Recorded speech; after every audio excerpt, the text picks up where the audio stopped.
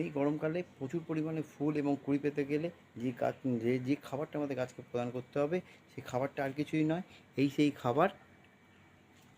দেখতে পাচ্ছ, এই সেই খাবার, যে খাবারটা আমরা গাছকে দিলে প্রচুর পরিমাণে কুড়ি আসবে। যেমন আমার গাছে এসছে, দেখতে পাচ্ছ প্রত্যেকটা ব্রাঞ্চে কিন্তু থোকা থোকাভাবে কুড়ি আছে, এত পরিমাণ কুড়ি। আর সেই কুড়ি থেকে ফুলে পরিণত করতে গেলে আমাদেরকে দিতে হবে এই সেই খাবার।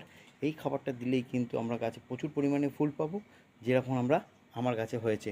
তো চলো এই খাবারটা আমরা কেমন করে দিচ্ছি গাছকে, আমরা গোড়ায় একদম এরমভাবে কিন্তু আমরা সুন্দর করে কিন্তু গাছের গোড়ায় কিন্তু আমরা এটাকে প্রদান করব। তো এই খাবারকে আমরা প্রদান করে গাছে প্রচুর পরিমাণে ফুল পাবো। তার এই খাবারটা কী করে আমরা বানাচ্ছি, চলো সেটা দেখতে গেলে ভিডিওটা পুরো দেখতে হবে। তো চলো আর দেরি না করে আমরা খাবারটা কী করে বানাচ্ছি সেটা দেখে নিই।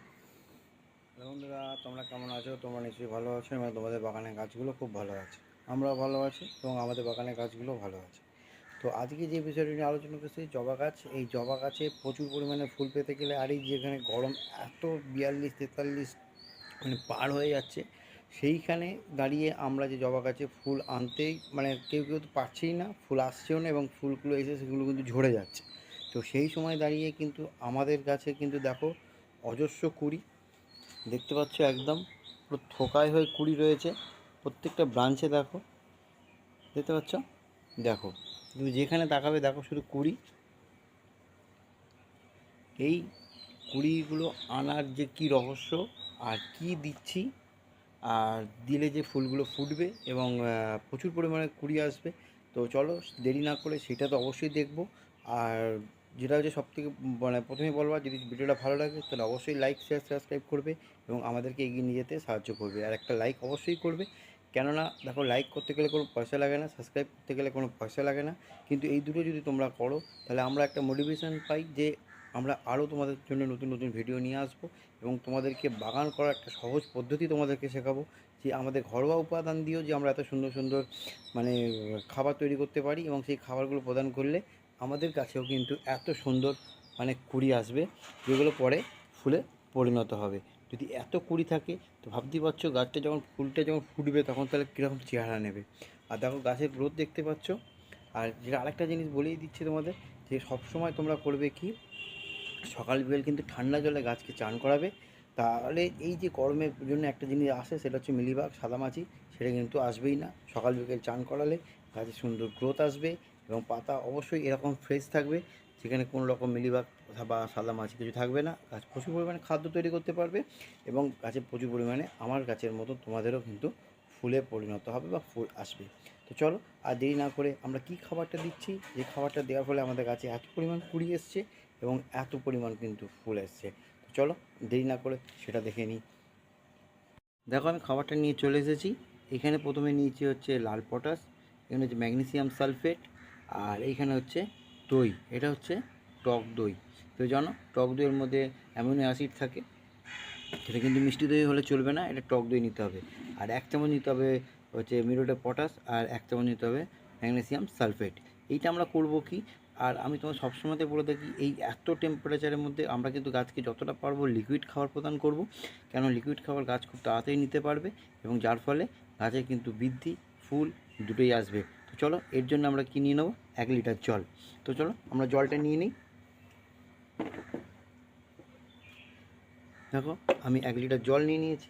এই জলের মধ্যে আমরা কিন্তু করব 1 চামচ, এই যে ঠিক 1 চামচ আমরা কিন্তু এই টক দইটা দিয়ে দেবো। দেখো দিয়ে দিলাম, 1 চামচ টক দই দিলাম। আর আমাদের কাছে যে এই যে ম্যাগনেসিয়াম সালফেট আর এই যে মিউরেট অফ পটাশ, এই দুটো ছিল, আমরা কিন্তু এটা সমান পুরো আমরা কিন্তু জলের মধ্যে দিয়ে দিলাম। এবার আমরা করব কি, এই জলটাকে খুব সুন্দর করে কিন্তু আমরা গুলিয়ে নেব।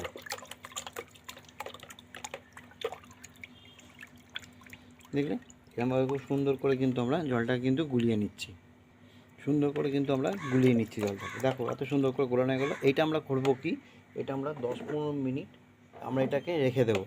এবার এই 10-15 মিনিট রাখার পরে কিন্তু আমরা এটাকে ছেঁকে নেব, নেওয়ার পরে কিন্তু আমরা গাছকে প্রদান করব। তো চলো আমরা 15 মিনিট রেখে দিই এবং তারপরে ফিরে এলাম। এবার আমরা করব কি, এই যে লিকুইডটা আমরা বানিয়েছিলাম এইটাকে আমরা একটা পাত্রের মধ্যে কিন্তু আমরা ছেঁকে নেব। তো চলো আমি একটা এরকম একটা পাত্র নিয়ে নিলাম, এর মধ্যে কিন্তু আমরা সুন্দর করে কিন্তু এটাকে ছেঁকে নেব।